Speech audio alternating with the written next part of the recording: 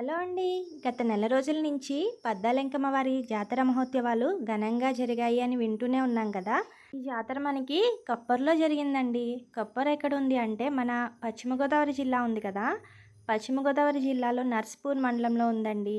ఇక్కడ గ్రామస్తులందరూ కలిసి పెద్ద మొత్తాల్లో విరాళాలు సేకరించి అమ్మవారి జాతరని అంగరంగ వైభవంగా నిర్వహిస్తారన్నమాట. 3 సంవత్సరాలకు ఒకసారి నిర్వహించే ఈ జాతర ఈ సంవత్సరం చాలా ఘనంగా నిర్వహించారండి. ఈ జాతరకి ఊరి ఆడపడుచులందరూ కూడా ఖచ్చితంగా వచ్చి తీరవలసిందేనండి. వాళ్ళు వేరే రాష్ట్రంలో ఉన్నా గానీ, వేరే దేశంలో ఉన్నా గానీ ఈ జాతరకైతే ఖచ్చితంగా అటెండ్ అవుతారన్నమాట. ఈ జాతర ఎలా మొదలైంది అంటే అమ్మవారు చిన్నపిల్లగా ఉన్నప్పుడే ఆవిడకి పెళ్లి ఏర్పాట్లు చేస్తారన్నమాట. పసుపు కొట్టి పెళ్లి కూతురిని చేసి చాక పెట్టిన తరువాత ఆమె గుడిలోకి వెళ్ళి అదృశ్యమై దేవతగా దర్శనమిస్తారు. సో అలా ఈ జాతర అనేది మొదలైంది. ఆమె పోలిచెట్టివారి ఆడబడుచు. జాతర 3 రోజుల పాటు ఘనంగా జరుగుతుందండి. మొదటి రోజున ఒక 200 మంది ఆడబడుచులు చలివిడి పానకాలు అనేవి పోస్తారండి అమ్మవారికి. తరువాత రోజున పసుపు కొట్టి పెళ్లి పనులు స్టార్ట్ చేస్తారన్నమాట. పసుపు కొట్టిన తరువాత చాక కూడా నిర్వహిస్తారు. ఈ రోజునే అమ్మవారి ప్రతిమ గీసి ప్రతిమపై ధాన్యం వేస్తారండి. ధాన్యం పైన అయితే సూరపు కడవను ఉంచుతారన్నమాట. సూరపు కడవలో నైవేద్యం ఉంటుంది. పోలిచెట్టి వారి కుటుంబీకులు ఈ సూరపు కడవ కార్యక్రమాన్ని చేస్తారు. పంది చెవిని కోసి దాని రక్తాన్ని సూరపు కడవకు బొట్టుగా పెడతారన్నమాట.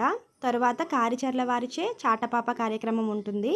చాటపాప అంటే చాటలో అమ్మవారిని వరిపిండితో రెడీ చేసి ఒక అమ్మాయికి ఏ విధమైనవి కావాలో అంటే పసుపు, కుంకుమ, గాజులు, బొట్టు ఇవన్నీ కూడా చాటలో పెడతారన్నమాట. తర్వాత రోజు మళ్ళీ సూరపు కడవ కార్యక్రమాన్ని నిర్వహిస్తారు. ఈసారి అయితే మేకను బలిస్తారండి. మేక పెగులు ఈ సూరపు కడవ చుట్టూ కడతారన్నమాట. ఈ రోజు జాతర అయితే అంగరంగ వైభవంగా జరుగుతుంది. అమ్మవారికి వడికట్టు కడతారు. ఇక్కడ పసుపు రాసుకుని ఒక ఆయన ఉన్నారు కదా, ఆయన ఎవరు అంటే పోతురాజు మాట. ఆయన చేతిలో కత్తి ఉంటుంది. ఆ కత్తి నక్కాదేవర దగ్గర పెడతారన్నమాట శ్మశానంలో. ఈ సూరపు కడవ అమ్మవారి గుడి దగ్గర నుంచి నక్కాదేవర అంటే శ్మశానానికి వెళ్ళేంత వరకు కూడా చాలా అంటే చాలా రష్గా ఉంటుందండి. చాలా టైం కూడా పడుతుంది. ఇంచుమించు 4 గంటల సమయం పడుతుంది అన్నమాట. ఊర్లో పురుషులందరూ కూడా పసుపు రాసుకుని ఆ షర్ట్లు తీసేసి షర్ట్ అనేది మనకి తీగల మీద వేలాడదీస్తూ ఉంటారు. ఇది ఒక ఆచారంగా మారిపోయింది. చాలా సంవత్సరాల నుంచి ఈ విధంగానే జరుగుతుందన్నమాట.